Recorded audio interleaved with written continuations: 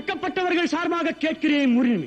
அடைக்கப்பட்டவர்கள் சார்பாக falls into India's union territory of Ladakh. The Ministry of External Affairs asserted that அவ்வப்போது தவணை முறையிலே கோபம் வருகின்ற, தவணை முறையிலே வீரம் வருகின்ற பிரதமரை வைத்துக் கொண்டிருந்தால் இப்படித்தான் சீனாக்காரன் உள்ளே நுழைந்து 2 மாவட்டங்களை உருவாக்குவான்.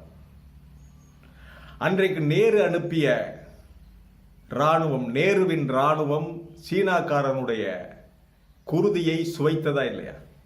நேரு அனுப்பிய ராணுவம் சீனாக்காரனுடைய குருதியை சுவைத்ததா இல்லையா? அவன் நம்மளை 100 பேரை கொண்டிருந்தாலும் நம்ம 20 பேரையாவது கொண்டிருப்போம்ல, கொண்டாங்கல்ல, அது உண்மைதானே? Over that particular region and does not lend legitimacy to, of course, China over. பேச்சுரிமை சேனல் நண்பர்கள் அனைவருக்கும் வணக்கம். சீனா இந்தியாவுடைய லடாக் பகுதியிலே 2 மாவட்டங்கள் தன்னுடைய மாவட்டங்கள் என்று அறிவித்து அதற்கான பெயரையும் அறிவித்து உள்ளே நுழைந்து, அவன் நுழைஞ்சு பல மாசங்கள் ஆயிடுச்சு.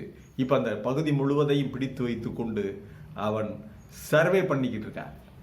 கிராமங்களாக தொகுப்புகள், கிராமங்களாக யூனியன்களாக சர்வே பண்ணி பிரிப்பதாக செய்திகள் வருகின்றன. அவனே செய்திகளை வெளியிட்டிருக்கிறான் என்று கூறப்படுகிறது. சீனா 2 மாவட்டங்கள் அங்கே உள்ளதாகவும் தன்னுடைய மாவட்டங்களுடைய பெயரை அறிவித்து விட்டதாகவும் பல்வேறு ஊடகங்கள், மேற்கத்திய ஊடகங்களிலிருந்து இந்திய ஊடகங்கள் எல்லாருமே சொல்லிக் கொண்டிருக்கிறார்கள். 2 நாட்களாக பேசிக் கொண்டிருக்கிறார்கள். அதை பற்றி பிரதமர் எதையுமே பேசுவதில்லை. ஏன்? பாகிஸ்தான்கார ஏதாவது இது பண்ணா உடனே பாகிஸ்தானுக்கு எதிராக தொடை தட்டுவது, உடனடியாக நான் துருப்புகளை அனுப்புவேங்கிறது, அதுங்கிறது, இங்கே இஸ்லாமியர்களை போட்டு அடிக்கிறது. ஆனால் சீனாக்காரன் ஏதாவது உள்ளே நுழைஞ்சு வாழாட்டல, உள்ள நுழைஞ்சு கம்ப்ளீட் முழுங்கிட்டான். 2 மாவட்டங்களை அறிவிக்கிற அளவுக்கு நிலப்பகுதியை பிடிச்சுக்கிட்டானா. நம்முடைய பகுதியை, எல்லையை காக்க வேண்டும் என்ற ஆர்வம், கடமையுணர்ச்சி இருக்கணுமா இல்லையா ஒரு பிரதமருக்கு? இந்த கடமையுணர்ச்சி எல்லாம் தவணை முறையிலேயே தான் வருகிறது. இந்த பிரதமருக்கு, நம்முடைய பிரதமர் மோடி அவர்களுக்கு தவணை முறையில் வருது. பாகிஸ்தான் செய்தால் உடனே போவீங்க, சீனாக்காரனை கேட்கறதுக்கு, தண்டிக்கிறதுக்கு உங்களுக்கு பயமா? அப்ப நேருவை பற்றி மட்டும் இவ்வளவு காட்டமாக எவ்வளவு கேவலப்படுத்த முடியுமோ, ஸ்டாண்டிங் காமெடி எல்லாம் விட்டு கேவலப்படுத்துறது. துப்பு கெட்ட ஒரு பிரதமர், எல்லைகளை காக்க துப்பில்லாத ஒரு பிரதமர் நீங்க. இன்றைக்கு நேரு அனுப்பிய ராணுவம், நேருவின் ராணுவம் சீனாக்காரனுடைய குருதியை சுவைத்ததா இல்லையா? அவன் நம்மள 100 பேரை கொண்டிருந்தாலும் நம்ம ஒரு 20 பேரையாவது கொண்டமா இல்லையா? கொன்றார்களா இல்லையா? நேரு பொருதினானா இல்லையா? நேருக்கு நேர் அடிச்சானா இல்லையா? ஆயுதங்கள் இல்லை. அன்றைக்கு சுதந்திரம் அடைந்த நேரம் எல்லாத்தையும் உரிச்சுக்கிட்டு போயிட்டான் வெள்ளக்கார. இந்தியாவில் இருந்த சகல உணவுப் பொருள்கள் இருந்து அத்தனை இரும்பு, ஆணி, அத்தனை உலோகப் பொருள்கள் அனைத்தையும் கொண்டு போயிட்டான். கப்பலாக கொண்டு போனான். ஏன்னா யுத்தம் செய்வதற்காக, 2ஆம் உலக போருக்காக அவன் கொண்டுகிட்டு போயிட்டான். 3000 கப்பல்களை ஹிட்லர் அந்த ஜிப்ரால்டர்ல, மத்திய தரைக்கடல்ல இருந்து அட்லாண்டிக்குள்ள நுழைகிற ஜிப்ரால்டர்ல அடிச்சு வீழ்த்தினான். அந்த 3000 கப்பல்களிலும் இருந்த பொருள்கள் எல்லாம் இந்தியாவிலிருந்து எட்டிலிருந்து வளம் அனைத்தையும் சுருட்டி கொண்டு போனதற்கு பிறகு வெறும் எம்டி ஹேண்டா சுதந்திரத்தை வாங்குறாரு. ஒண்ணுமே இல்லை நாட்டில். அதன் பிறகு 50ல் குடியரசு, 47ல் சுதந்திரம், 50ல் குடியரசு, 60 வரைக்கும் அணைகள், 1960 வரைக்கும் அணைகளை கட்டிக்கிட்டு மின்சாரத்திற்காக, மின்சார தேவை நமக்கு. அன்றைக்கு நேருடைய ஆட்சி காலத்தில் 2000 சொச்சம் மெகாவாட் தான் இருந்தது. இன்றைக்கு 1,00,000 மெகாவாட்டுக்கு மேல் ராஜீவ்காந்தி அவர்கள் பதவியை விட்டு விலகின்ற பொழுது அவர் 95,000 மெகாவாட் உருவாக்கி வச்சுட்டு போனார். 95,000 மெகாவாட் நம்ம கன்சியூம் பண்றோம். அன்றைக்கு இருந்தது, சுதந்திரம் அடையும் பொழுது இருந்தது 2,600 மெகாவாட். அதன் பிறகு அணைகளை கட்டி, அதை கட்டி கட்டமைப்புகளை செய்து தொழிற்சாலைகளை உருவாக்கி கொண்டிருக்கிற நேரத்தில் சீனாக்காரன் போர் தொடுக்கிறார். ஆயுதங்கள் இல்லை, முறையான பயிற்சி பெற்ற ராணுவம் இல்லை. இதை வைத்து திருப்பி அடித்தோம். அவன் காலில் கும்பிட்டு விழுகல, நீங்க கும்பிட்டு விழுந்திய. பிரதமர் கும்பிட்டு விழுகிற அளவிற்கு ஒரு காரியத்தை செய்தார். அது எல்லாருக்கும் மறந்து போச்சு. இதே மோடியுடைய ஆட்சி காலத்தில், கடந்த ஆட்சி காலத்தில் அனிருத் என்ற அந்த விமான விங் கமாண்டர் MiG-21 போய் அங்கே பாகிஸ்தானில் பிடிபட்டு அதன் பிறகு ஜெயிலில் இருந்தார் இம்ரான்கான். அவர் ஜெயிலில் வச்சிருந்தார். இதை விடுவிக்கிறதுக்கு சுஷ்மா ஸ்வராஜை சீனாவுக்கு அனுப்புகிறாங்க. பஞ்சாயத்து சீனா காலில் போய் கெஞ்சி கும்பிட்டு விழுந்து இந்த அம்மா போய் அப்போ வெளியுறவுத்துறை அமைச்சர் முதல் பீரியடில் சுஷ்மா ஸ்வராஜ் கேட்டுக்கொண்டு சீன அதிபரிடம் சொல்லி அதன் பிறகு அவர் அங்கிருந்து இம்ரான்கானுக்கு சொல்லி அதன் பிறகு அந்த அனிருத்துங்கிற பையன் தமிழ்நாட்டை சேர்ந்தவர் விடுவிக்கப்பட்டார். இப்படியெல்லாம் சீனாக்காரன் காலில் யாரும் விழுகலை. இதற்கு முன்னாடி சீனாக்காரன் காலிலே கும்பிட்டு விழுந்து நீங்கள் விடுவித்து கொண்டு வந்தீர்கள். ஏன்னா இம்ரான்கானோட நேரம் பேசினா உங்களுக்கு மான மரியாதை குறைவு ஏற்பட்டும்ல, அதற்காக இந்த வேலையை கீழ்த்தரமான வேலையை செய்தார்.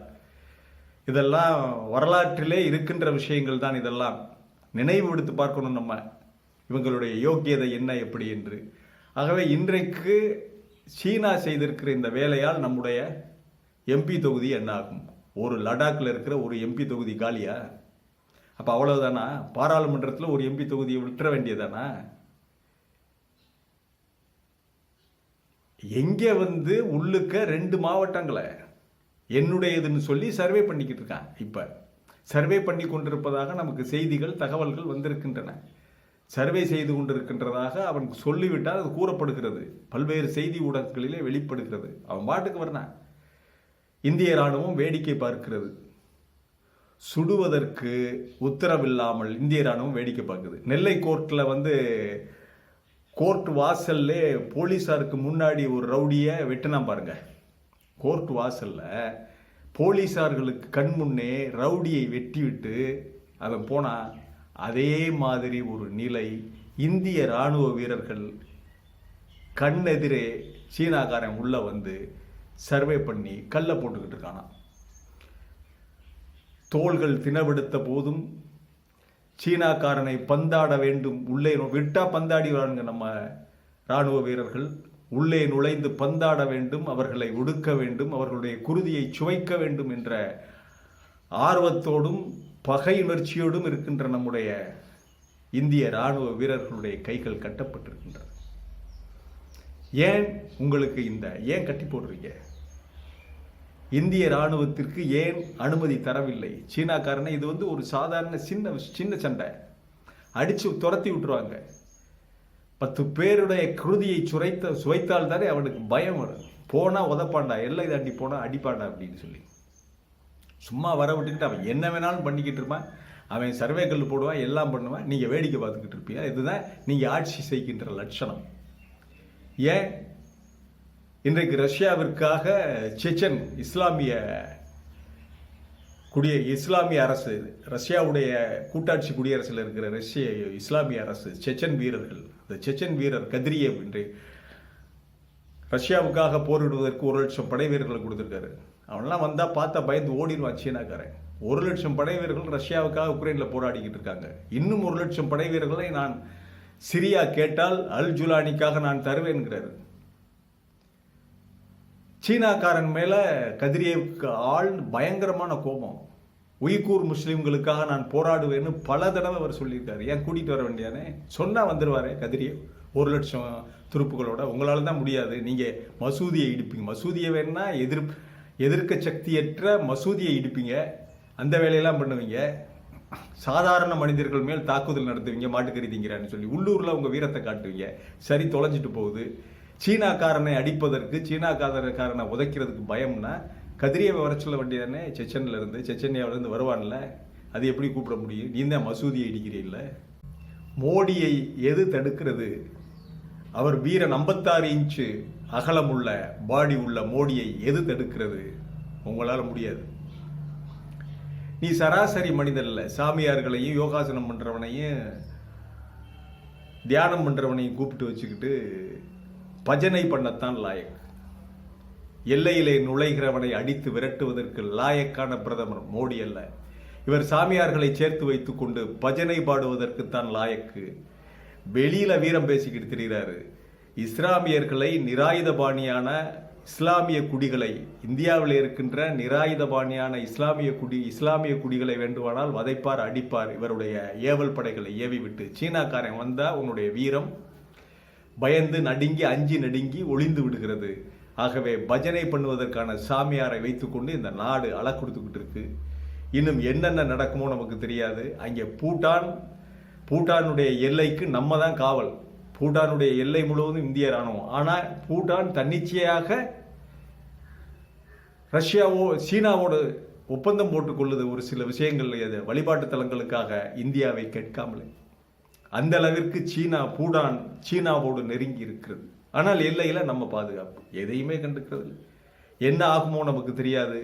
ஒரு பக்கம் வடகிழக்கு எல்லைப்புற மாகாணங்கள், மணிப்பூர்ல குக்கி இன போராளிகள் எலான் மஸ்குடைய தகவல் தொடர்பு சாதனங்களை வைத்துக்கொண்டு அவங்க போராடிக்கிட்டு இருக்காங்க, பெரும்பகுதி நிலப்பரப்புல கண்ட்ரோல் பண்ணிக்கிட்டு இருக்காங்க. இந்த பக்கம் லடாக்க 2 மாவட்டம் என்னதுன்னு சொல்லி அறிவிச்சிட்டு சர்வே கல்லு போட்டு ஊண்டிக்கிட்டு இருக்கான் சீனாக்காரன். பிரதமர் ஆழ்ந்த தூக்கத்தில் இருக்கிறார். இது பற்றி ராகுல் காந்தி கேள்வி கேட்டால் பார்லிமெண்ட்ல அன்றைக்கு பார்லிமெண்ட்டை ஒத்தி வச்சிடுறது, இல்லாட்டினா மைக்கப்படுங்கிறது. இதுதான் நடந்து கொண்டிருக்கிறது இந்த நாட்டில். பார்க்கலாம் என்ன நடக்கிறது என்று. மீண்டும் ஒரு காணொலியிலே சந்திக்கிறேன். இது வாய்ஸ் ஆஃப் தமிழ் வழங்கும் பேச்சுரிமை சேனலை சப்ஸ்கிரைப் பண்ணுங்க, மறக்காம பெல் பட்டனை அழுத்துங்கள், கமெண்ட் செய்யுங்கள், ஷேர் செய்யுங்கள், பிடித்திருந்தால் லைக் செய்யுங்கள். நன்றி, வணக்கம்.